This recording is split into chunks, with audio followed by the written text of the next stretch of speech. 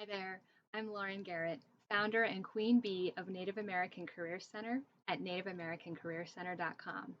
Today I will be demonstrating how to take apart a smudge stick. So let's get started.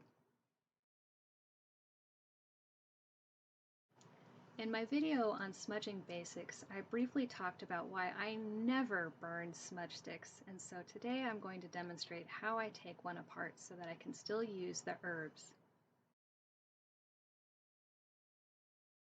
For the purposes of this demonstration, I will be using a smudge stick, nail clippers,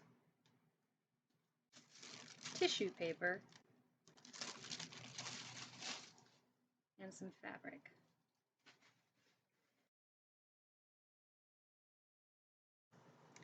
So I'm going to start by taking my fabric and draping it across my apparatus, which you can see is there. Now that we have our fabric down, I am going to take my tissue paper and put it over the fabric, and that way we've got a surface where we can take apart the smudge stick and all of the pieces can just come out.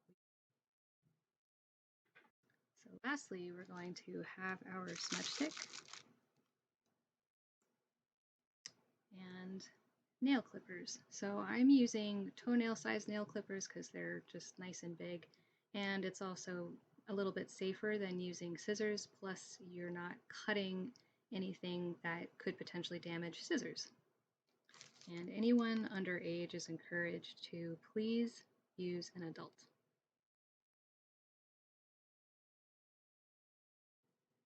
So you can see that there is a knot here on this smudge bundle, and it looks like it's one continuous string or pair of strings because there's red and white. And so what I do is I find where the knot is, and I take my nail clippers and I just nip the string at the knot. And now it's undone, and we start to unwrap. So now we have our unbound smudge stick, and if I just like shake it or move it a little bit, you can see that stuff is already starting to fall off of it.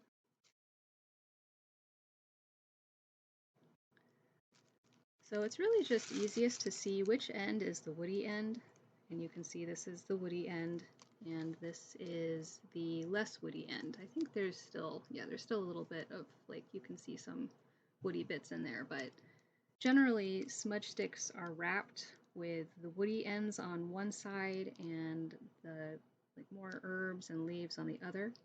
Some people do elaborate and beautiful smudges or smudge sticks where they have like blossoms at the top. I've just seen some really beautiful work out there. But as I said in my last video on smudging basics, I always take apart my smudge bundles because it prevents the fire or the smoke smudge getting out of control. All right, and so what I do is I just put my thumb down in the woody end and I just start to pull.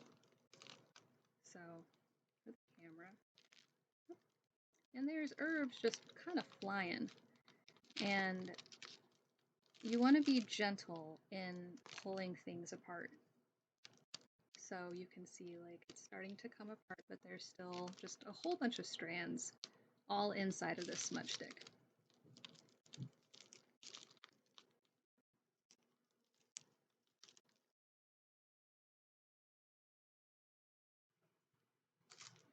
And so now with the smudge stick mostly unbundled, you can see just how much herbs or how many herbs are present.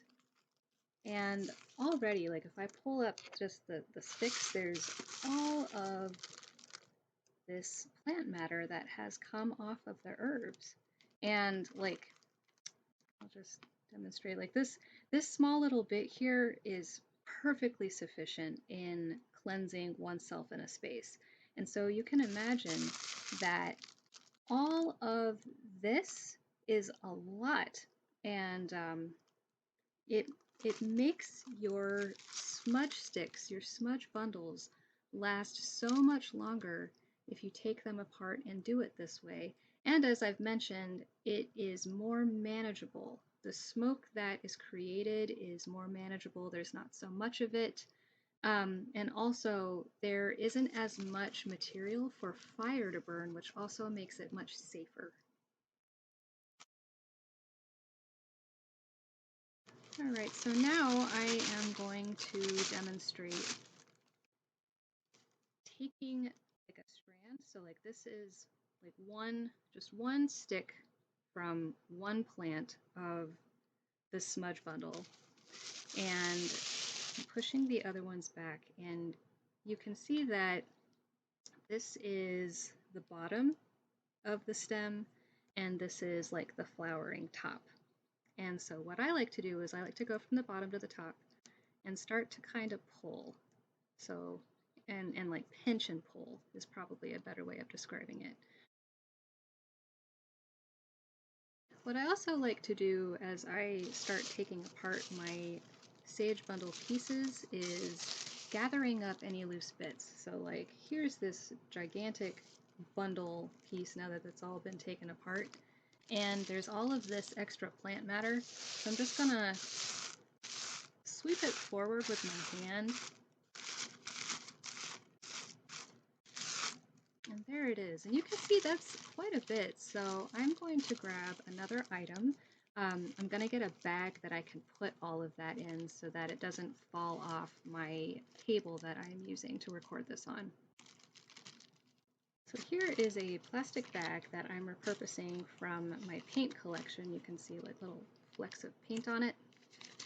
And just taking these herbs and lifting up the tissue paper and just putting them in there.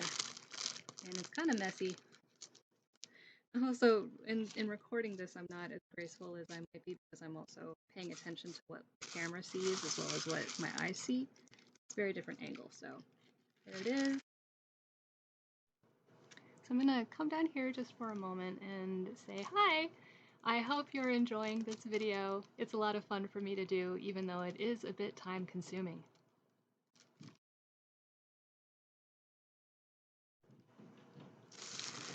So we still have all of these herbs to do, and what I am going to do is put the rest of the taking apartage on time lapse so you can see what I'm doing, but it doesn't take an hour.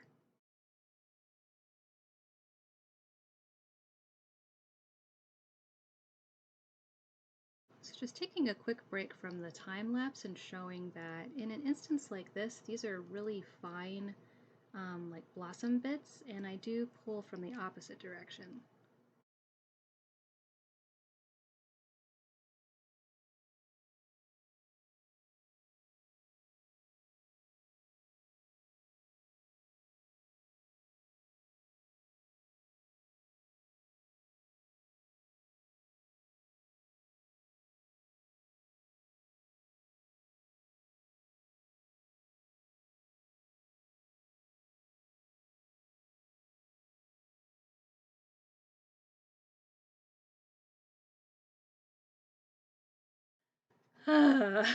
So it's always a lot of work to do that, but I just wanted to bring it back up to my face before we totally conclude.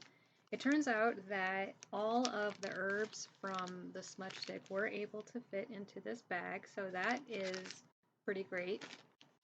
I'm a little bit stuffy too because I've got pollen up in my face. There were some sweetgrass strands that were also in with the smudge stick that I can put in my sweetgrass. And then this is all of the kindling, or most of it at least, that we got out of that smudge stick. And all of this can be used to put like a base at the bottom of my smudge bowl when I do my smudging around myself or around my dwelling place. And it's just a way to help make the herbs last a little bit longer. And as I was saying a bit in some of my explanation, that it also is much safer than burning a whole smudge stick at once.